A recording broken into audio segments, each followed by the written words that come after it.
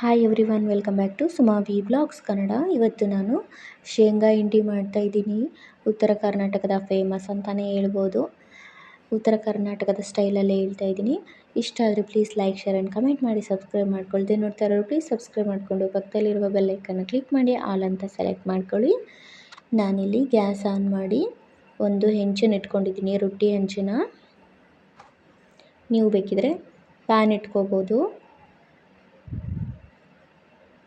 ಒಂದು ಬೌಲ್ ಆಗುವಷ್ಟು ಶೇಂಗಾ ತೊಗೊಂಡಿದ್ದೀನಿ.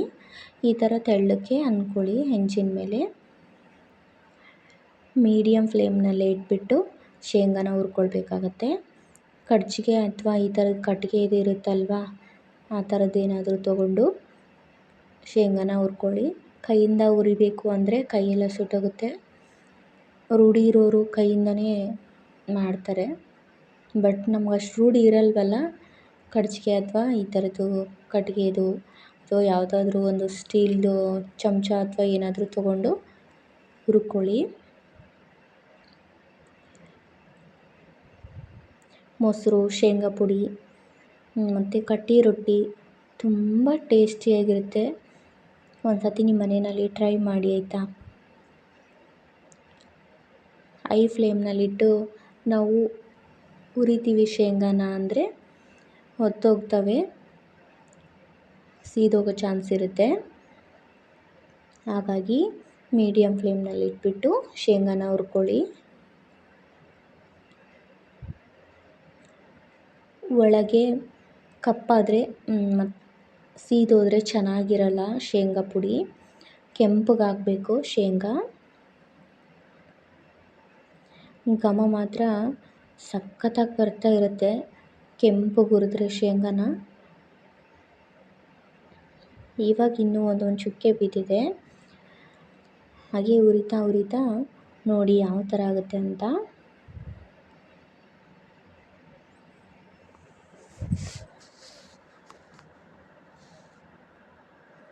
ಕೈ ಬಿಟ್ಟರೆ ಸೀದೋಗುತ್ತೆ ಅಂಥೇಳಿ ನಾನು ಈ ಥರ ಮಾಡ್ತಾಯಿದ್ದೀನಿ.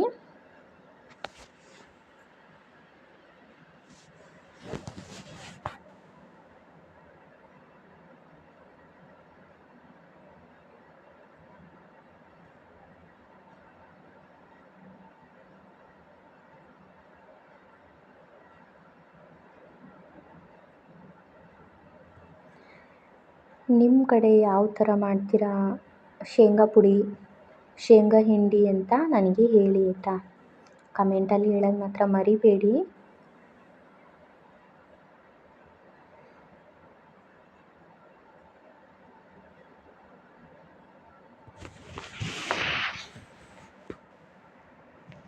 ಇವಾಗ ನೋಡ್ತಾ ಇರ್ಬೋದು, ಶೇಂಗಾ ಹುರ್ಕೊಂಡಿದ್ದಾಗಿದೆ.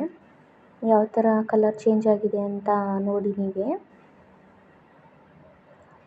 ಒಂದು ತೊಗೊಂಡು ಈ ಥರ ಪ್ರೆಸ್ ಮಾಡಿದರೆ ಸಿಪ್ಪೆ ಎಲ್ಲ ಹೋಗಬೇಕು. ಆ ಥರ ಆಗಿದ್ದರೆ ಸಾಕು. ಇವಾಗ ನಾನು ಒಂದು ಪ್ಲೇಟ್ಗೆ ಹಾಕ್ಕೊಳ್ತೀನಿ ಶೇಂಗಾನ.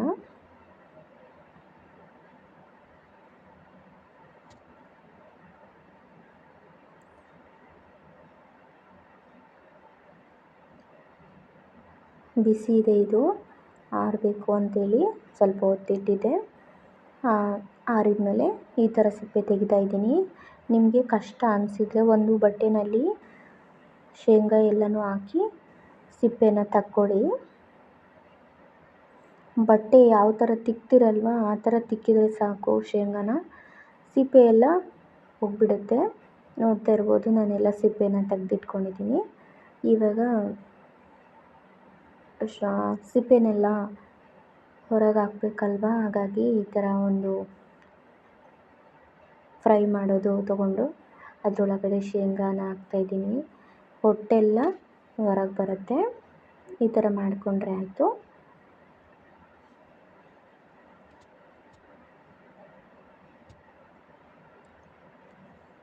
ಇವಾಗೆಲ್ಲ ನಾನು ತೆಗೆದಿಟ್ಕೊಂಡಿದ್ದೀನಿ, ನೋಡ್ತಾ ಇರ್ಬೋದು ಶೇಂಗಾನ.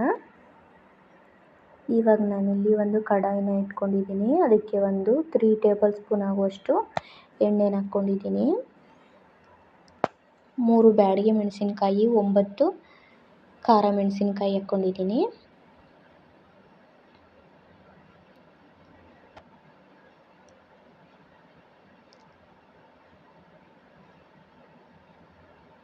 ಜಾಸ್ತಿ ನೀವು ಹೈ ಫ್ಲೇಮ್ನಲ್ಲಿ ಇಡಬೇಡಿ ಆಯಿತಾ. ಲೋ ಫ್ಲೇಮ್ನಲ್ಲೇ ಇಟ್ಟು ಮೆಣಸಿನ್ಕಾಯಿನ ಹುರ್ಕೊಳ್ಳಿ. ಇವಾಗ ನೋಡ್ತಾ ಇರ್ಬೋದು ನಾನಿಲ್ಲಿ ಮಿಕ್ಸಿ ಜಾರ್ ತೊಗೊಂಡು ನಾನೇನು ಹುರ್ದಿಟ್ಕೊಂಡಿದ್ನಲ್ವ ಶೇಂಗಾನ ಹಾಕ್ಕೊಳ್ತಾ ಇದ್ದೀನಿ. ನಾನು ಮೆಣಸಿನ್ಕಾಯಿ ಹುರ್ಕೊಂಡಿದ್ನಲ್ವ ಅದು ಕೂಡ ಹಾಕ್ಕೊಳ್ತಾ ಇದ್ದೀನಿ. 2 ಗೆಡ್ಡೆ ಬೆಳ್ಳುಳ್ಳಿ, ಜೀರಿಗೆ, ಉಪ್ಪು, ಅರಿಶಿಣ ತೊಗೊಂಡಿದ್ದೀನಿ. ಜೀರಿಗೆನ 1 ಟೇಬಲ್ ಸ್ಪೂನ್ ತೊಗೊಂಡಿದ್ದೀನಿ. ಅದಾದಮೇಲೆ ಮಿಕ್ಸಿ ಮಾಡ್ಕೊಂಡು ಬರ್ತೀನಿ. ನೋಡ್ತಾ ಇರ್ಬೋದು ಯಾವ ಥರ ಆಗಿದೆ ಅಂತ. ಇವಾಗ ನಾನು 2 ಟೇಬಲ್ ಸ್ಪೂನ್ ಆಗುವಷ್ಟು ಖಾರದ ಪುಡಿ ಹಾಕ್ಕೊಳ್ತಾ ಇದ್ದೀನಿ. ನಿಮ್ಮ ಮನೆಯಲ್ಲಿ ನೋಡಿ ಖಾರ ಜಾಸ್ತಿ ತಿಂದರೆ ಖಾರ ಹಾಕ್ಕೊಳ್ಳಿ, ಇಲ್ಲಾಂದರೆ ಹಾಕ್ಕೊಳ್ಬೇಡಿ. ಜಾಸ್ತಿ ನೋಡ್ಕೊಳ್ಳಿ, ನಿಮ್ಗೆ ಎಷ್ಟು ಬೇಕೋ ಅಷ್ಟು ಹಾಕ್ಕೊಳ್ಳಿ. ನಮ್ಮ ಮನೆಯಲ್ಲಿ ಖಾರ ತಿಂತಾರೆ, ಹಾಗಾಗಿ ನಾನು ಜಾಸ್ತಿ ಹಾಕ್ಕೊಂಡಿದ್ದೀನಿ. ನೋಡ್ತಾ ಇರ್ಬೋದು ಶೇಂಗಾ ಪುಡಿ ರೆಡಿ ಆಯಿತು. ಈ ಥರ ಒಂದು ಬಾಕ್ಸಲ್ಲಿ ಹಾಕಿ ಇಟ್ಕೊಳೋದ್ರಿಂದ ನಮ್ಗೆ ಯಾವಾಗ ಬೇಕೋ ಆವಾಗ ತಿನ್ಬೋದು. ಜಾಸ್ತಿ ಉತ್ತರ ಕರ್ನಾಟಕದ ಸೈಡು ಶೇಂಗಾ ಪುಡಿನ ಯೂಸ್ ಮಾಡ್ತಾರೆ, ತುಂಬ ತಿಂತಾರೆ ಆಯಿತಾ. ಈ ಶೇಂಗಾ ಹಿಂಡಿ ನಿಮಗೆ ಇಷ್ಟ ಆಗಿದರೆ please like, share and comment ಮಾಡಿ. ಸಬ್ಸ್ಕ್ರೈಬ್ ಮಾಡ್ಕೊಳ್ತೀನಿ ನೋಡ್ತಾ ಇರೋರು ಪ್ಲೀಸ್ ಸಬ್ಸ್ಕ್ರೈಬ್ ಮಾಡ್ಕೊಳ್ಳಿ. Thanks for watching. Thank you so much.